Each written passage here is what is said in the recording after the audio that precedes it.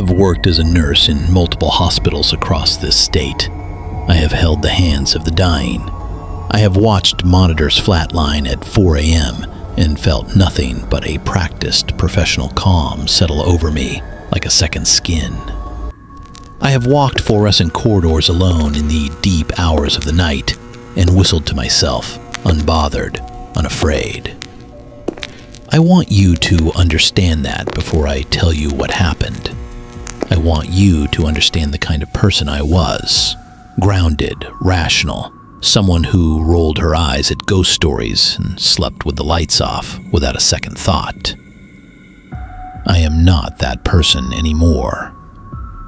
The geriatric hospital sat 30 minutes from my house, a squat, aging building on the edge of a neighborhood that had slowly emptied around it over the decades. From the outside, it looked like every other institution of its kind. Flat roof, wide parking lot, windows that reflected sky without ever seeming to let light in. The kind of building that existed at the edge of your attention without ever demanding it. I had experience with older patients before this posting, so when I was assigned there, I arrived without nerves. I was practical, efficient, a person who believed that every unexplained thing had an explanation somewhere, waiting to be found. The hospital was short-staffed and behind on a dozen administrative tasks, and within my first week, I had already made myself useful in ways that went beyond my job description. I had been there only a few weeks when it happened. What I didn't know at the start of that particular shift, what I had no reason to suspect, was that it would be my second to last. That by the time the sun came up over that flat parking lot, I would be sitting in my car in the driveway of my own home, unable to go inside, staring at my phone as I typed words I never imagined typing to a head nurse I genuinely respected. I won't be coming back. I'm sorry. I can't explain it in a way that will make sense. I was running on what felt like negative hours of sleep. I had worked back-to-back shifts that week, the kind of grinding exhaustion that makes the world look slightly wrong, colors a little too bright, sounds arriving a half-second delayed, the sensation that you are watching yourself from just behind your own eyes. I told myself later that this explained everything. I repeated it like a prayer. It didn't hold. The Alzheimer's ward at night was its own particular universe. Daytime in that ward had a kind of gentle chaos to it. Visitors coming and going, activity coordinators leading simple exercises, the distant sound of a television playing game shows nobody was really watching. But at night, once the visitors left and the overhead lights dimmed to their after-hours glow, something shifted. The patients retreated deeper into themselves, deeper into whatever private landscape their minds had constructed in place of the present moment. It wasn't peaceful exactly. It was suspended, like walking through a space where time had decided to slow down and wait for something. Most of those patients adored me. Something about a young face in that ward, a person who belonged to the present day, who brought with her the smell of the outside world and a voice that hadn't yet gone hoarse from years of institutional quiet, seemed to act as an anchor. I could watch it happen in their eyes, a flicker of recognition, not of me specifically, but of now, of the world still turning. I was managing several patients that night, checking vitals, adjusting medications, making the rounds with the quiet efficiency the graveyard shift demanded. But one patient kept pulling me back to her room, again and again, like a current I couldn't swim against. Her name was Lena. This was my first night assigned to her, and from the very first moment I stepped into her room and introduced myself, something about her made the small hairs on my arms stand up. Not because she was frightening, but because she wasn't. She was a small, white-haired woman with bird-thin wrists and eyes that caught the light strangely. And when I approached her bed, she reached out and gripped my wrist with both hands and held on, the way a person holds on when they are trying not to be swept away. "He's in the corner," she whispered. "The man dressed in black. He just stands there and watches." The corner she was looking at was empty. A curtain separated her bed from her roommate's. The other woman had asked for it drawn shut before my shift began, tired of the nighttime disturbances. Lena stared at that empty corner with a focused, unblinking attention that I recognized instinctively as different from ordinary confusion. This wasn't a woman lost in a memory or constructing a reality from the fog of her condition. This was a woman watching something hold perfectly still and waiting to see what it would do next. "There's no one there, Lena," I said, in the calm, even voice the job had trained into me. "You're safe. I'm right here with you." "He's smiling," she said, as if I hadn't spoken at all. "He's always smiling when he looks at me." I stayed with her for a while. I held her hands and spoke quietly and talked her slowly back down from the ledge of whatever she was experiencing. I didn't turn on the television. I didn't want to disturb the woman behind the curtain, who slept like someone who had decided sleep was the only remaining act of defiance available to her. After perhaps 20 minutes, Lena's grip on my wrists loosened, and her breathing slowed, and something in her face went soft and resigned. She fell asleep with her head turned toward that corner. She did not stop watching it until the moment her eyes closed. By 11 o'clock, the ward had gone quiet. The particular silence of deep night in a hospital is not like any silence I have encountered elsewhere. It doesn't feel like an absence of sound. It feels, if I am being precise about it, like something actively holding its breath. Like the building itself is waiting. I made my rounds. I checked vitals. I sat at the nurse's station for a while and caught up on documentation and drank cold coffee and told myself I was fine. I was tired. Everything was ordinary. Around 1 in the morning, I went to the linen room to restock my cart. The linen room was small, barely large enough to turn around in, tucked at the end of a short corridor off the main ward hallway. No windows. One fluorescent tube overhead that buzzed at a frequency just below the threshold of conscious irritation. Metal shelving units on 3 walls, stacked with folded towels and sealed supply bags, and the particular antiseptic-smelling linens that hospitals seem to produce in endless, indistinguishable quantities. I pulled the door shut behind me. The sound of it latching was very loud in the silence. I began working through the cart methodically, pulling supplies from the shelves and arranging them the way I'd been taught. Largest items at the back, smaller at the front. Nothing that could tip or spill left unsecured. My mind was drifting the way it does during repetitive tasks on little sleep, skating along the surface of half-formed thoughts about nothing in particular. That's when I heard something move behind me. It was not a loud sound. It was barely a sound at all. More like a presence announcing itself, the way a room changes when someone enters it. A subtle shift in atmosphere, in air pressure, in the quality of the silence. I turned around. Nothing. The shelves, the door closed, the buzzing light. Empty space containing only what it had contained when I walked in. I stood very still for several seconds, watching the room the way Lena had watched her corner, waiting for movement, for breath, for any indication that I wasn't alone. Nothing moved. Nothing breathed. I turned back to the cart. I had almost convinced myself. I was reaching for another stack of towels, already rewriting the moment as nothing, as fatigue playing tricks, as the completely predictable result of being awake too long in a too quiet building. And then I felt the hand.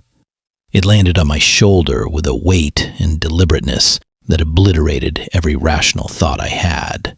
Not a brush, not an accidental contact, a grip, large and firm and unmistakably intentional, the way a hand lands on a shoulder when someone wants to make absolutely certain you know they are there.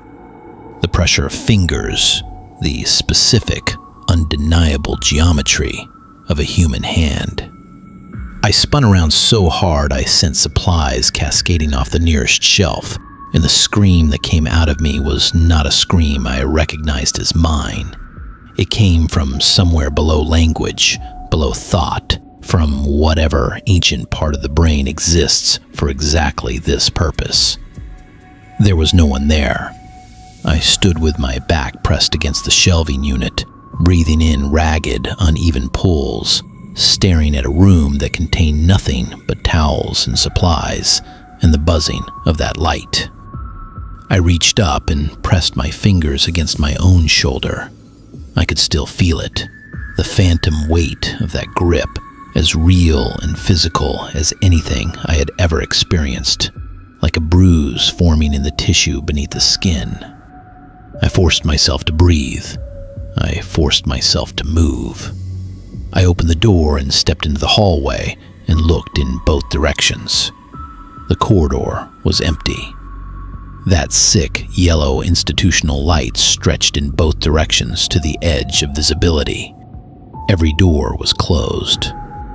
The ward breathed its suspended, waiting breath around me, and there was no one there.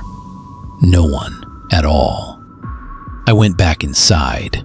I told myself sleep deprivation. I told myself the power of suggestion, Lena's voice planting images that my overtaxed brain was converting into sensation. I told myself every reasonable thing I could construct, and I held onto each explanation the way you hold onto a rope over open water. And I finished loading the cart. When the cart was full, I took one steadying breath, squared my shoulders, turned around to face the door, and prepared to leave. He was standing on the other side of the glass. I want to describe this carefully because I have relived it so many times that the details are carved into me. He was dressed entirely in black jacket, black beneath it, black that seemed to absorb the hallway light rather than reflect it. He was standing with his face positioned at the exact center of the small rectangular window in the door, as precisely as if he had measured the distance, as if he had been there before and knew exactly where to stand, so that whoever was inside would see him completely. He was not moving. He was not attempting to open the door. He was not doing anything at all except standing there, watching me, with a smile stretched across his face that was too wide, too still, too deliberate to belong to any expression I had ever seen on a human being. I don't know how long he had been standing there. I don't know how long I had been standing on my side of the door before I saw him. What I know is that in the moment I registered his face in that window, the world seemed to stop completely. And then I screamed. I screamed until the sound cracked out of me and filled the linen room and spilled into the hallway and reached every room in the ward, and patients who had been quietly asleep jolted awake, and monitors began alarming, and the entire night ward came lurching into sudden chaos. As I screamed, the face behind the glass disappeared. Not retreated, disappeared. The way something disappears when you blink, and it simply is no longer where it was. The door burst open, and one of my colleagues rushed in, found me against the shelves, and caught me before my legs finished giving way. "Did you see him?" I managed. It was barely a question. "The man in black, right there, at the door." She looked at the door. She looked at the empty hallway beyond it. She looked at me with an expression I will never forget. Not the expression of someone who thinks you're lying, but the far worse expression of someone who is genuinely uncertain whether you are still in contact with reality.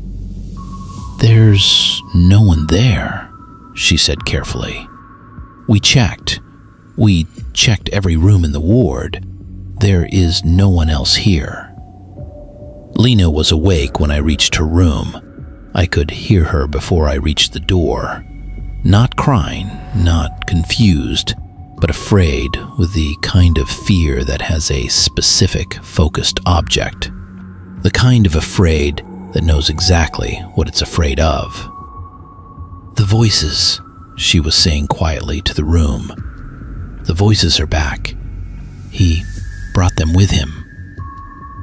I sat on the edge of her bed and took her hands. What I did next I cannot fully explain. I am not sure what compelled me, whether it was some instinct that had been forming all night beneath the surface of my awareness, or whether I simply needed to close the loop on something that had opened hours ago when she first told me about the corner. "Lena," I said, "the man you've been seeing, the one in black." I paused. My voice dropped lower than I intended. Was he smiling? The change that moved across her face was unlike anything I have witnessed in years of medical work. The confusion collapsed. The fog, the ever-present fog that had softened every expression she'd worn all night, simply lifted, cleanly and completely, like a curtain snapped aside. Her eyes met mine with a directness and clarity that was almost physically startling.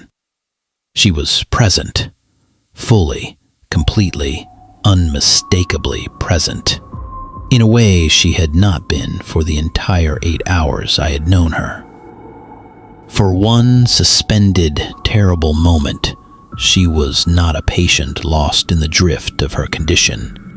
She was a woman who knew exactly where she was and exactly what was happening, and was absolutely, bone-deep, terrified of it.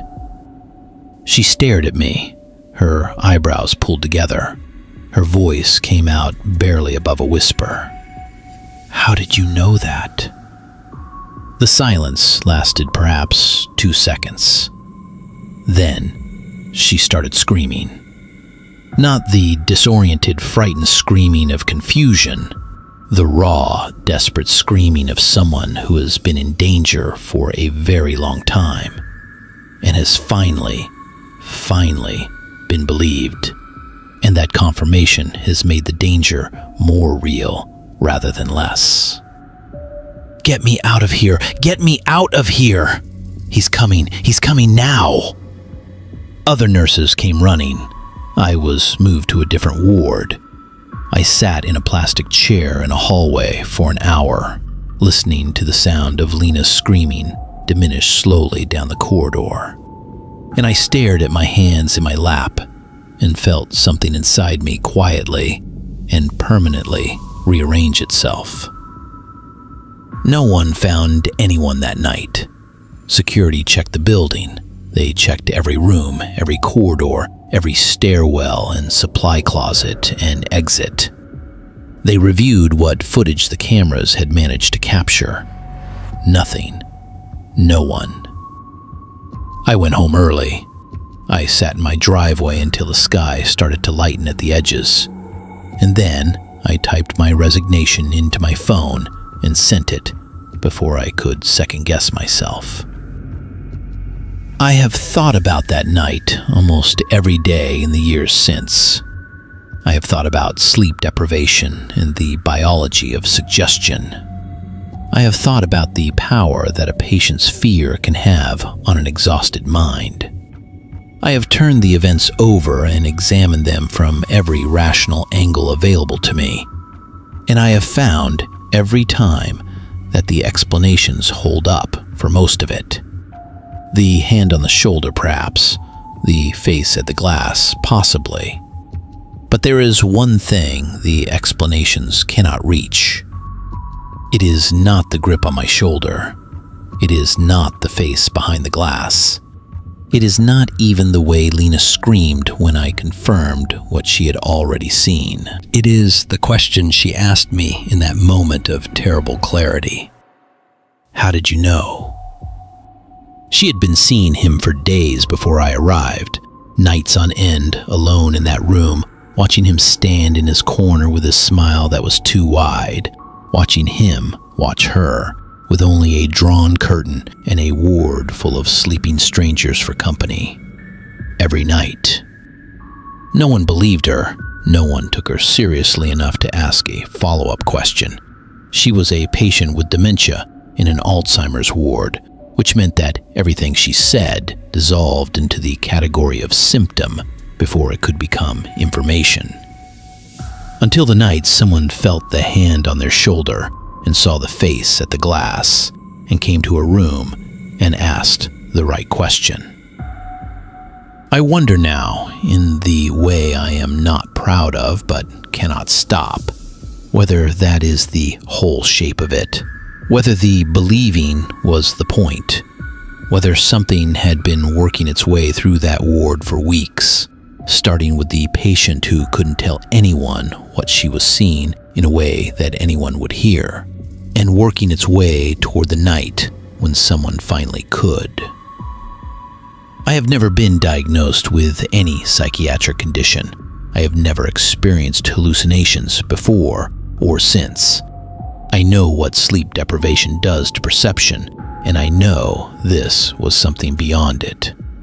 I know what I felt on my shoulder, and I know that Lena had already seen his face, and I know that she recognized the moment I described his smile, that she was no longer the only one. I hope that helped her somehow. I have spent a long time hoping that. But in my most honest moments, in the 3 a.m. quiet that never quite feels safe anymore, I think about the way her screaming started the instant she understood. And I wonder if being believed made any difference at all.